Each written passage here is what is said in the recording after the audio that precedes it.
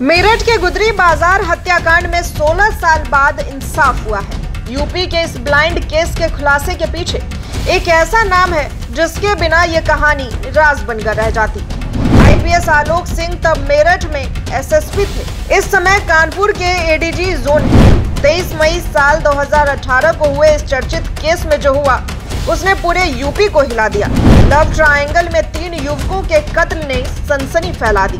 अब कोर्ट ने शिवा और इजलाल को उम्र कैद की सजा दी है। देखिए इस केस को सुलझाने में हीरो रहे आईपीएस आलोक सिंह से खास बातचीत। मेरठ के गुदड़ी बाजार 13 हत्याकांड में कल कोर्ट ने फैसला सुना दिया है और जो 10 आरोपी थे उनको सजा दे दी गई है। इस केस की अगर बात की जाए तो इस केस में जो उस दौरान मौजूदा एसएसपी आलोक सिंह थे, जो इस समय तत्कालीन जो है एडीजी कानपुर जोन है, उनकी क्या अहम भूमिका थी और क्या था पूरा मामला, वो मेरे साथ मौजूद है, उनसे हम बात करेंगे। सर, उत्तर प्रदेश टाइम्स में आप पहले तो आपका स्वागत है सर। जी, बहुत बहुत धन्यवाद आपका। सर, बात की जाए गुदड़ी बाजार हत्याकांड की, 13 हत्याकांड की, सर क्या था पूरा मामला, कैसे क्या चीज़ें हुई सर? ये मुझे अच्छी तरह याद है। आज से करीब 16 वर्ष पहले जब मैं एसएसपी मेरठ था, मई 2008 में जनपद बागपत में 3 नवयुवकों की बॉडी शव मिले थे। एक कार मिली थी और जब उन लड़कों की शिनाख्त की गई तो वो मेरठ यूनिवर्सिटी में पढ़ने वाले छात्र थे, सुनील, सुधीर और पुनीत। इनकी हत्या जनपद मेरठ के गुदड़ी बाजार में की गई और बाद में इनके बॉडीज़ को बागपत में छोड़ दिया गया।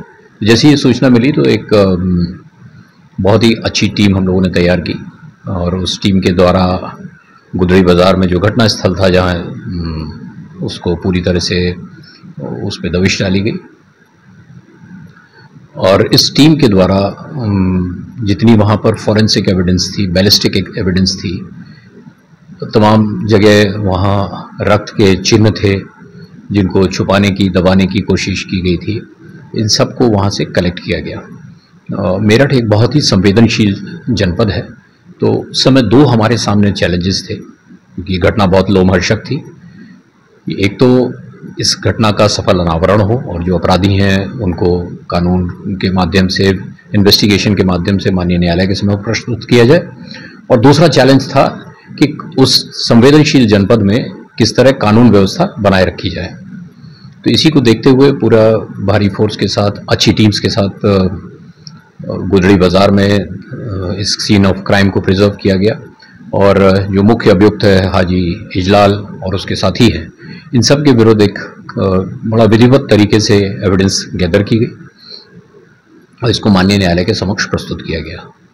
ये जो मुलजिम है ये स्थानीय स्तर पे काफ़ी रसूखदार थे, ये हर तरह से संपन्न थे, तो लोगों के मन में एक इस तरह की अवधारणा थी कि कहीं ऐसा ना हो कि इनके विरुद्ध ये अपने रसूख का प्रभाव करके पूरी तरह से कार्रवाई ना होने दें। तो इनके तमाम अवैध कारोबार थे। एक अल आलिया नाम से मीट प्लांट था इनका। ये सब गैंगस्टर एक्ट लगाकर इसको सीज किया गया और मुश्किल से 5वें-6वें दिन ही ये सारी कार्रवाई इनके विरुद्ध जो गैंगस्टर एक्ट की थी और जो कठोर विधिक कार्रवाई थी वो पूर्ण कर ली गई थी। तो इस तरह से हम लोगों ने इनको एक विधिक प्रक्रिया के माध्यम से उस समय 12 या 14 इसमें मुलजिम आए थे लाइट में और कल मुझे पता चला कि उसमें से 2 की मृत्यु भी हो चुकी है और बाकी 10 को माननीय न्यायालय के द्वारा, स्पेशल कोर्ट द्वारा आजीवन कारावास की सज़ा दी है। तो एक जो विधिक प्रक्रिया थी, जो न्याय की प्रक्रिया थी, वो पूर्ण हुई। शिवा सिरोही की अगर बात की जाए तो सर शिवा सिरोही का क्या मेन रोल दिखाई है? शिवा सिरोही ये एक वहाँ पे महिला थी जिसकी दोस्ती दोनों तरफ थी और इसी को लेकर इसके बीच में जो तीनों छात्र थे मेरठ यूनिवर्सिटी के और ये जो मुख्य मुलजिम है इजलाल, इनके विरुद्ध इनमें आपस में काफ़ी कशिश रही। इसको लेकर ही ये हत्या हुई थी और शिवा सिरोही को भी इस घटना में चार्जशीट किया गया। सर, क्या चुनौती रही इस केस में सॉल्व करने की बात? चुनौती सबसे बड़ी ये थी कि शहर में और पूरे आसपास के क्षेत्र में कानून व्यवस्था स्थापित रहे, क्योंकि वो बहुत ही संवेदनशील नगर है। नगर देहात दोनों ही बहुत संवेदनशील हैं और यही सावन के आसपास का स्थिति थी। कांवड़ यात्रा भी शुरू होने वाली थी जो अपने आप में बहुत चैलेंजिंग होती है मेरठ में। तो मल्टीपल फ्रंट पे उस समय पुलिस को काम करना पड़ रहा था। घटना का अनावरण हो और शांति व्यवस्था बनी रहे, देहात में कोई बात ना हो, श्रावण यात्रा जो थी उसकी तैयारी हो रही थी।